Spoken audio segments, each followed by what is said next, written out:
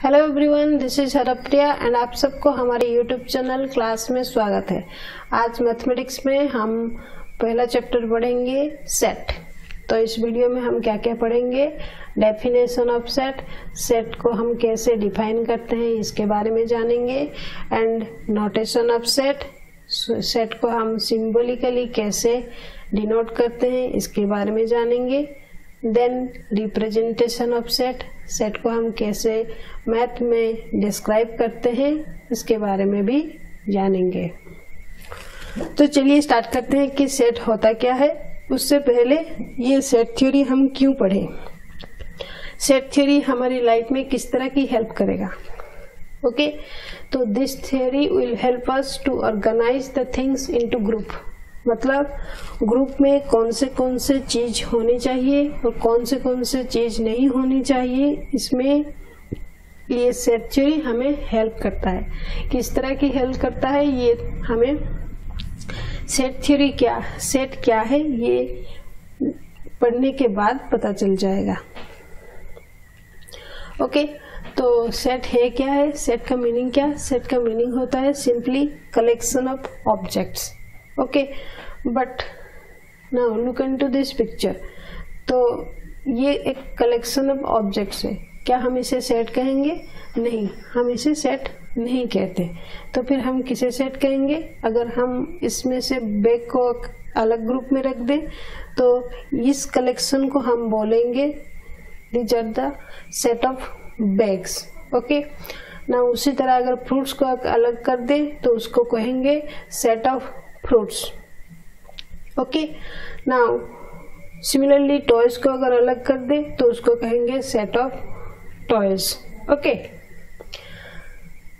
अभी देखिए इसको भी हम सेट कहते हैं। These are the set of glass, these are the dinner set, this is set of cups, these are the jewellery set. तो क्वेश्चन ये आता है कि इन सबको हमने सेट क्यों कहा। ओके, तो देखिए ध्यान से देखिए, this collection of objects all have some common, yes or no, so this are all have some common property.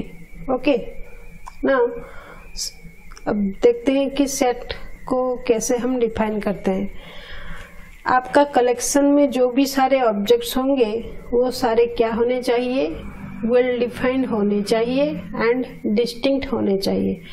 एक सेट हम किसे कहेंगे? वो कलेक्शन ऑफ ऑब्जेक्ट्स जिस कलेक्शन ऑफ ऑब्जेक्ट्स में वो ऑब्जेक्ट्स क्या है, वेल डिफाइंड है एंड डिस्टिंक्ट है। तो चलिए वेल डिफाइंड का मतलब क्या है, हम किस तरह ऑब्जेक्ट्स को डिफाइन करेंगे। आप ग्रुप में उसी ऑब्जेक्ट्स को रखेंगे जिन सबका एक कॉमन प्रॉपर्टी होगा। ओके, और क्या मतलब, you can clearly say that without any doubt easily identify कि कौन सा ऑब्जेक्ट्स इस कलेक्शन में बिलोंग करते हैं और कौन सा ऑब्जेक्ट इस सेट में नहीं है। तो उसी तरह की कलेक्शन को हम बोलेंगे well defined collection of objects, and वो क्या हो जाएगा, आपका सेम होगा सबके लिए, वो वेरी नहीं करेगा from person to person. Okay, तो चलिए जानते हैं कि डिस्टिंक्ट का मतलब क्या है। डिस्टिंक्ट का मतलब होता है आपके कलेक्शन में जितने भी ऑब्जेक्ट्स होंगे वो सारे डिफरेंट होनी चाहिए। ओके, नाउ ये जो ऑब्जेक्ट्स है इसको हम एलिमेंट्स भी कहते हैं एंड मेंबर्स भी कहते हैं सेट का। ओके, देन आप किसी भी ऑर्डर में लिखो एलिमेंट को, वो फर्क नहीं पड़ता, ऑर्डर इज नॉट इम्पोर्टेंट।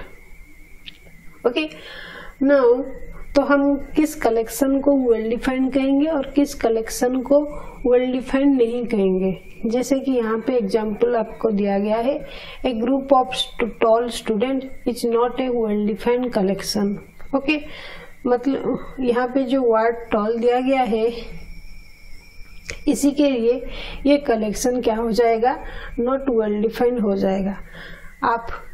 आपके लिए टॉल स्टूडेंट का जितना भी कलेक्शन, अगर आपको कहा जाए कि टॉल स्टूडेंट का एक ग्रुप बनाओ तो आप जिन स्टूडेंट को लेके ग्रुप बनाओगे, शायद आपका दोस्त उन स्टूडेंट को लेके ग्रुप ना बनाए। तो यहाँ पे क्या हो जाएगा, आपका जितना भी कलेक्शन ऑफ स्टूडेंट हो जाएगा, कलेक्शन ऑफ एलिमेंट्स जो आपका होगा, वो क्या करेगा, पर्सन टू पर्सन वेरी करेगा। इसीलिए ये कलेक्शन क्या है, वेल डिफाइंड नहीं है। तो किसे हम वेल डिफाइंड कहेंगे, एक group of student with height 170 cm और मोर।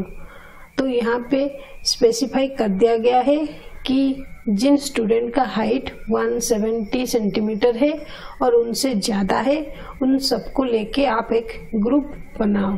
तो आपका इस कलेक्शन में जितने भी सारे स्टूडेंट हो जाएगा, वो सब क्या हो जाएगा, वेल डिफाइंड हो जाएगा। Okay, now this is also not a well-defined collection because of intelligent word. Okay, तो हम किसे well-defined कहेंगे, अगर आपको कहा जाए कि एक ग्रुप बनाओ स्टूडेंट का जिनका मार्क 95% है और उससे ज्यादा है, तो हम उसे कहेंगे well-defined collection. Okay, तो आप यहाँ पे डेफिनेटली बता सकते हो कि इस ग्रुप में कौन से स्टूडेंट रहेंगे, इसीलिए ये वेल डिफाइंड कलेक्शन है। तो let's see some more examples of set. हम किसे सेट कहेंगे, तो यहाँ पे दिया गया है collection of vowels in English alphabet. ये एक सेट है। क्यों सेट है, थोड़ा एग्जामिन कर लेते हैं। क्योंकि जो भी आपके कलेक्शन ऑफ वावेल्स है वो सारे क्या है, वेल डिफाइंड है। मतलब आप जानते हो कि कौन से अल्फाबेट्स इस कलेक्शन में रहेंगे और कौन से अल्फाबेट इस सेट से बिलोंग नहीं करते। ओके, अगर आपको कहा जाए कि डी एक इस कलेक्शन में है, तो आप क्लियरली बता सकते हो कि नहीं, डी इस कलेक्शन में नहीं है। Okay, and order of the elements does not matter. आप किसी भी ऑर्डर में लिखो, उसको कुछ फर्क नहीं पड़ता उसका। Okay, similarly this is also called a set. Collection of all positive integers less than 100, this is also set. Why? Because you can definitely say which integers belongs to this set or not. Yes or no? Similarly, the collection of all rivers in India, this is also a set. The collection of all the student in your school, this is also a set. क्योंकि आप बता सकते हो कौन से student आपके school में है, कौन से नहीं है। तो ये एक डेफिनेट आपका वेल डिफाइंड कलेक्शन हो गया। तो ये आपका एक सेट बन गया। उसी तरह set of colours in rainbow, तो यहाँ पे भी जितने भी सारे आपके कलर्स है वो सारे क्या है, वेल डिफाइंड है। तो आप बता सकते हो कि रेनबो में कौन से कलर है और कौन से कलर नहीं है। Similarly, a group of singers with ages between 22 years and 35 years. तो जितने भी सिंगर इस 22 एज से लेकर 35 एज के बीच में हैं, उन सब का एक ग्रुप, उन सब का कलेक्शन क्या हो जाएगा, वेल डिफाइंड हो जाएगा। इसलिए ये भी एक सेट है। क्लियर? तो चलिए देखते हैं कुछ और examples. The collection of all beautiful flowers. Now tell me, is this a set? No, this is not a set. Why? Because of the word beautiful. Okay, so this beautiful जो आपको जो flower अच्छे लगे, आपकी नजर में जो flower beautiful है, वो flower may not be so beautiful for some other person. Okay, so this will depend on personal opinion. So the collection of objects will vary from person to person. That's why the collection is not well defined. So ये क्या हो जाएगा, आपका set नहीं होगा। उसी तरह a group of all young cricket players, ये भी आपका सेट नहीं होगा, क्योंकि यहाँ पे आपको बताया नहीं गया है कि कौन से रेंज के अंदर हम प्लेयर को यंग कहें। ओके, इसीलिए आपका ये कलेक्शन क्या हो जाएगा, वेल डिफाइंड नहीं होगा, तो इसीलिए ये सेट नहीं है। Similarly the collection of all big reverse also not a set, तो ये भी क्या करेगा, वेरी करेगा। तो आप बता नहीं सकते कि कौन से रिवर इस कलेक्शन में है और कौन से रिवर इस कलेक्शन में नहीं है। Okay, now the collection of best restaurant in your town, तो ये भी एक सेट नहीं होगा। This will depend on person to person. Okay, तो पर्सन तो आपका जितना भी कलेक्शन है वो वेरी करेगा, सेम नहीं होगा, तो आपका कलेक्शन क्या होगा, वेल डिफाइंड नहीं होगा, इसलिए ये सेट नहीं है। Similarly the collection of best musician in the world is also not a set.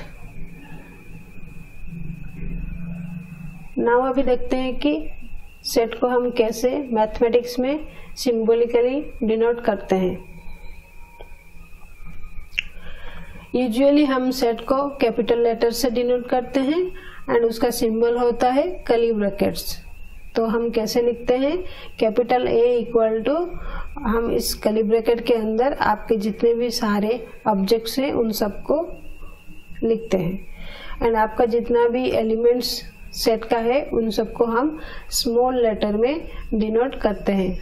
जैसे कि यहाँ पे example, capital A equal to AEIOU, ये सब क्या है, आपका सेट ऑफ ऑल वावेल्स है। Okay, now this are called elements of set A। Okay, now यहाँ पे A is an element of A, तो इसको हम मैथ में किस तरह लिखेंगे, A belongs to A। Okay, मतलब ये जो आपका A स्मॉल a है ये आपका सेट A में बिलोंग करता है और ये साइन को हम क्या कहते हैं, एप्सिलॉन। उसी तरह अगर कोई एलिमेंट उस सेट से बिलोंग नहीं करता तो हम उसको किस तरह लिखेंगे, जैसे कि यहाँ पे D is not an element of A, इसको हम किस तरह लिखेंगे मैथमेटिक्स में, D does not belongs to A।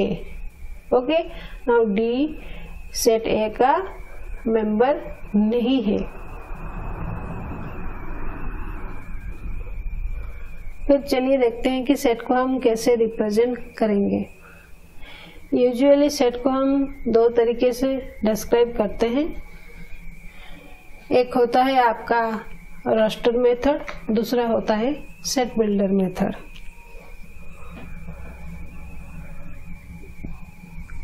Raster method को टेबुलर मेथड भी कहा जाता है। ओके, तो हम इस मेथड में सेट को कैसे डिस्क्राइब करते हैं, हम डिस्क्राइब करते हैं सेट को by listing all its member in a row within the curly brackets and we separate all the elements by comma. जैसे कि आपका set of all natural numbers between 1 and 10, इसको हम रास्टर मेथड में किस तरह लिखेंगे, हम सारे नेचुरल नंबर्स जो 1 से लेकर 10 के बीच में है उन सबको हम क्या करेंगे, with in the curly bracket list में लिख देंगे।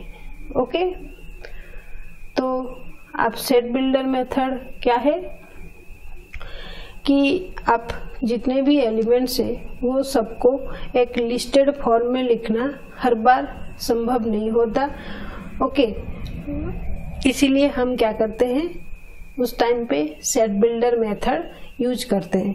तो ये सेट बिल्डर मेथड किस तरह ये रिप्रेजेंट करता है, ये सेट बिल्डर मेथड हम डिस्क्राइब इस तरह करते हैं बाय डिफाइनिंग प्रॉपर्टी। ओके, आप एलिमेंट का जो प्रॉपर्टी, जो कॉमन प्रॉपर्टी होगा उससे हम सेट को डिस्क्राइब करते हैं।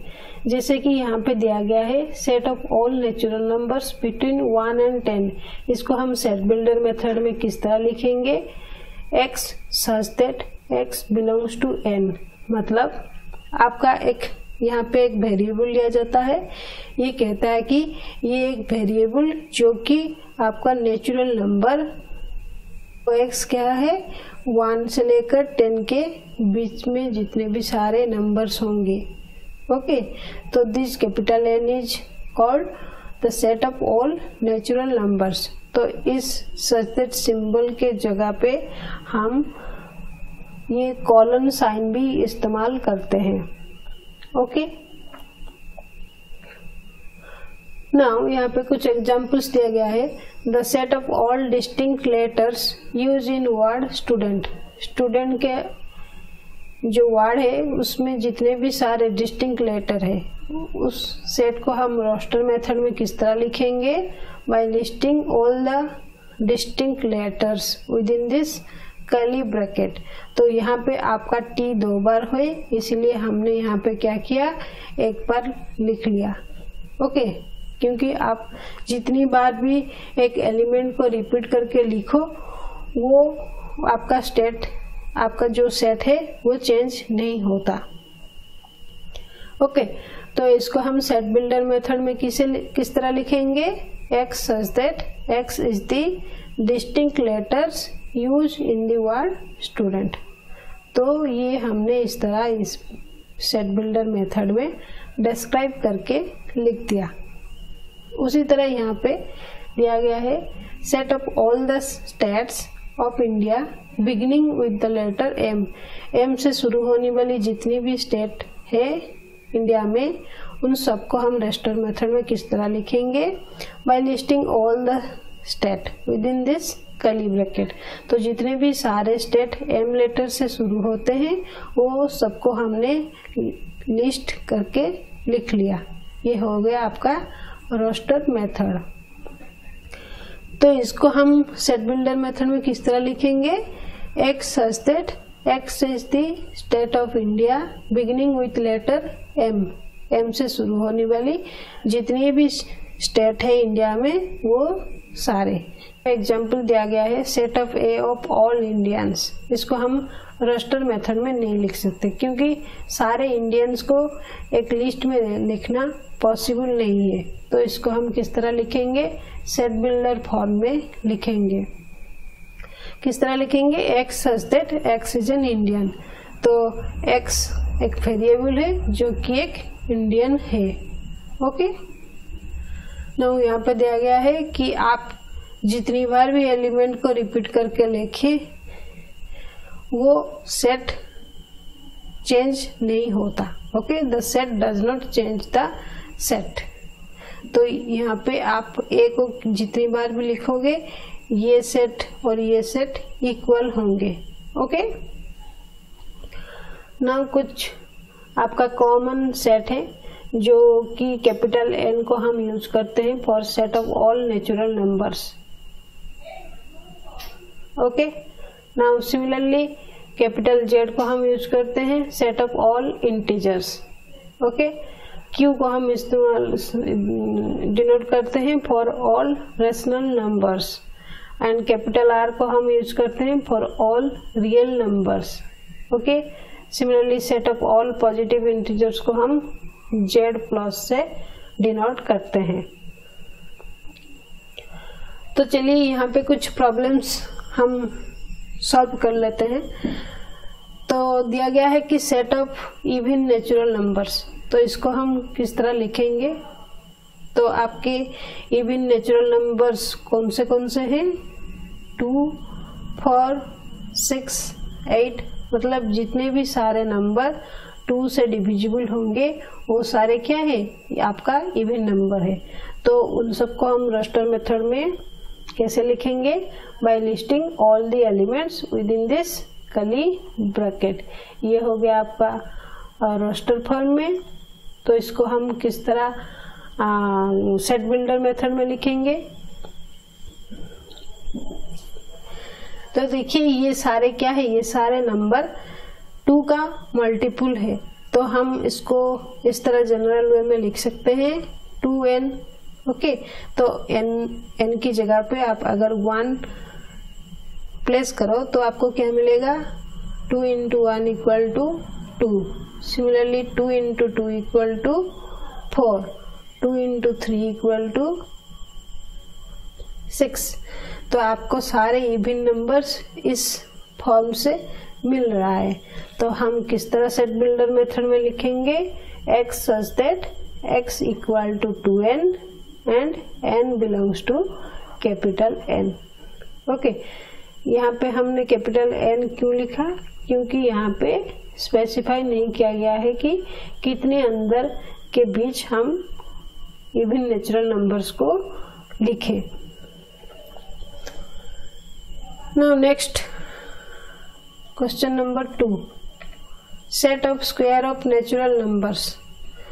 तो आपके जितने भी नेचुरल नंबर्स है उन सबका स्क्वायर का सेट, तो उसको हम किस तरह लिखेंगे, रास्टर मेथड में by listing all the element. तो आपका 1 का स्क्वायर क्या हो जाएगा, 1, ये क्या है 2 का स्क्वायर, ये 9 3 का स्क्वायर, 16 4 का स्क्वायर, 25 5 का स्क्वायर।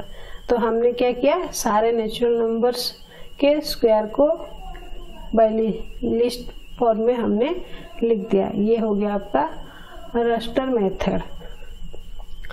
तो इसको हम सेट बिल्डर मेथड में किस तरह लिखेंगे, तो ये जो आपका 1 2 3 4 5 ये सब क्या है, नेचुरल नंबर्स है। तो हम इसको लिख सकते हैं n का square. Okay, now x such that x equal to n square and n belongs to capital N। तो आपका इस फॉर्म में आपका जितना भी स्क्वायर ऑफ नेचुरल नंबर्स है वो सारे मिल जाएंगे। आप एक एक नंबर यहाँ पे पुट करके देख सकते हो, जैसे कि 1 का स्क्वायर 1, 2 का square 4। Okay, now coming to the question number 3। यहाँ पे दिया गया है x such that x is a prime number and 1 less than x less than 10। तो इसको हम रास्टर मेथड में किस तरह लिखें, रास्टर मेथड क्या है, रास्टर मेथड में हम किस तरह लिखते हैं, by listing all the elements in a row within the curly bracket. तो आपका जितना भी प्राइम नंबर 1 और 10 के बीच में है वो सारे नंबर को हम क्या करेंगे, एक लिस्ट में लिख देंगे। तो ये हो गया आपका रास्टर मेथड। प्राइम नंबर कौन से है, 2 3 5 7। Okay, now next question number 4। ये आपका दिया गया है सेट जो कि रास्टर मेथड में है, उसको हम सेट बिल्डर मेथड में किस, तो देखिए यहाँ पे जो 2 दिया गया है, 4 दिया गया है, 8 देन 16 देन 32। तो ये सारे क्या है, अगर आप 2 का पावर 1 लें तो आपको मिल जाएगा 2। सिमिलरली अगर 2 का पावर 2 करें तो हमें मिलेगा 4। 2 का पावर अगर 3 करें तो हमें मिलेगा 8। ओके, सिमिलरली 2 का पावर अगर 4 ले तो हमें मिलेगा 16। 2 का पावर अगर 5 ले तो हमें मिलेगा 32। तो आपका ये जितने भी सारे नंबर हैं वो सारे क्या है, इस फॉर्म में। Okay, so x such that x equal to 2 is between 1 less than equal to n and less than equal to 5। इसको हम इस तरह भी लिख सकते हैं, 0 less than n less than 6। Okay,